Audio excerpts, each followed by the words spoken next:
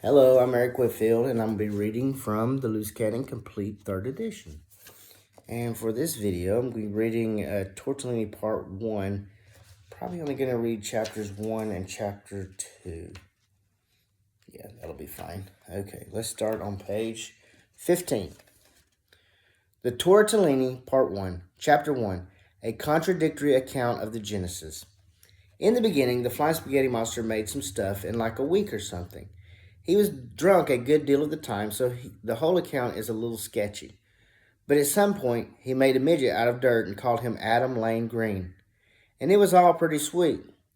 The Flying Spaghetti Monster then planted the Olive Garden of Eden, where he put the midget that he had made. Then, in his infinite wisdom, he planted the pine tree of knowledge of good and evil, which served absolutely no purpose. And the Flying Spaghetti Monster commanded the midget, saying, "Of every tree in the garden you may eat freely, except for the pine tree of knowledge of good and evil. You shall not eat of it, for on the day that you do eat from it, you shall surely die." Die! Scary, right?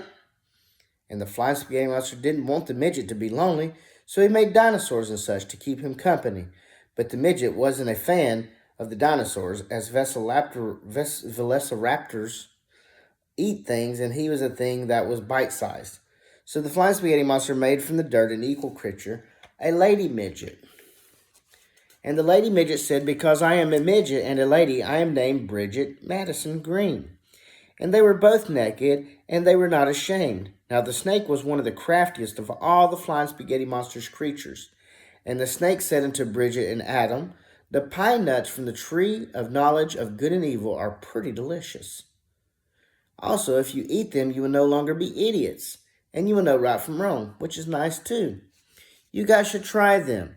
"No, we cannot. The pine tree of knowledge of good and evil is off limits, and eating its nuts will kill us," they said. "Don't worry about it," the snake replied. "First, you won't die. The whole creation thing has gone to the Flying Spaghetti Monster's head, and he has been overly dramatic lately. Second, there's no good reason for him to deny the pine nuts from the tree of knowledge of good and evil from you. Again, he's just being an idiot."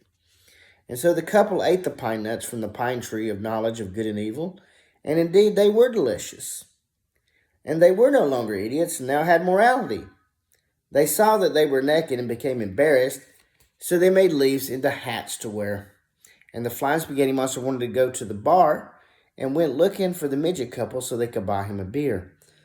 When he came upon them, he saw that they had become aware of their nakedness and became angry. "Hats! You know you're naked? You ate my nuts, didn't you?" The snake pointed out that you had no good reason to not let us eat the pine nuts, they said meekly.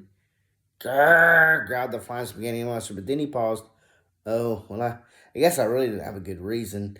And I guess it would be unbelievably dumb to give you free will but not morality. And because you have shown me the error of my ways," he said to the snake, "I will make you a divine creature, and from now on you shall resemble my noodly appendages." He turned to the midgets, "And you two midgets, you don't have to stay here in the garden just so I have people to kiss up to me. I shall bestow upon you puny mortals independence. So go forth and be fruitful and multiply." Chapter 2, The Dawn of Evil. Adam and Bridget conceived and bore a son, Carl Dean Green, and bore another son, Earl Madison Green. Their parents raised them to be good Pastafarians. Earl had great respect and would always offer the Flying Spaghetti Monster finely cooked fettuccine Alfredo and baked ziti. But Carl, lazier, offered only cheap macaroni and cheese. And one time the Flying Spaghetti Monster, drunk and hungry, said unto Carl, "What gives, puny mortal? You should be more like your brother and give me good food, for I am your God, and you should kiss up to me." Carl replied, "Bite me." And in a drunken rage, the Flying Spaghetti Monster banished Carl to Alaska. He cursed Carl and turned him into a penguin, the unholiest of creatures. Carl, outraged at the Flying Spaghetti Monster, decided to get even by making a new being, Frostenstein, the Snow Demon, an evil monster bent on opposing the Flying Spaghetti Monster and destroying mankind.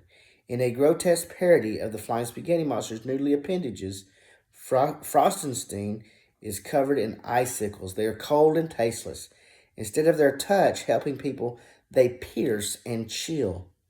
Frostenstein and Carl devised a vile teaching that goes against all the Flying Spaghetti Monster is about science.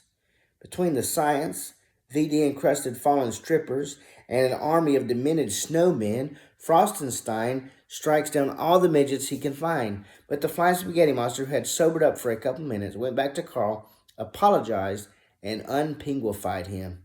But Carl was worried about Frostenstein, the evil menace he created. The Flying Spaghetti Monster said that it was cool. Since he could use a good opponent to keep him on his toes, it also solved a big freaking dilemma. Since I am all good, I cannot create evil myself, the Flying Spaghetti Monster said. And so, for many years, the Flying Spaghetti Monster and Frostenstein would battle. Frostenstein, being made from snow and ice, had a limited range. It can only kill people in the winter. So he decided to play Flying Spaghetti Monster and genetically engineered himself into a scary sea monster and kraken. Keeping with the mockery of the newly appendage, he grew slimy and difficult to chew tentacles. For a few decades, he swam the seas, eating all the pirates in his path.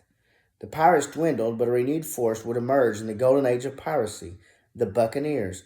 A combined force of all 4 pirate fleets would challenge the kraken for supremacy of the sea. So the kraken again changed form. The demon, Davy Arthur Jones, a tentacle-faced creature, and not only a caricature of the Flying Spaghetti Monster, but of mankind as well. He formed his own dark realm in the ocean depths, the Locker. There he forced those he corrupted with constant schooling and boring education.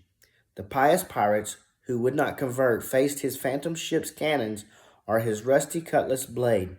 But Davy Jones' form was intimidating, and it was hard to have serious talks with men to corrupt them.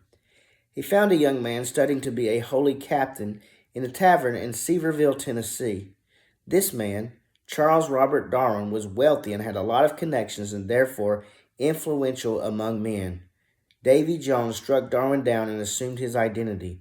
He formed his most insulting satire of his newly appendages, yet a gray, itchy beard that wasn't nearly as appetizing as pasta. The new Darwin was the most powerful incarnation of evil ever. He used his influence to corrupt mankind with his new trick, the deception of evolution. But worse than that, he convinced the ninjas, longtime enemies of the pirates, to begin a great purge of the pirate race. That is the end of this video.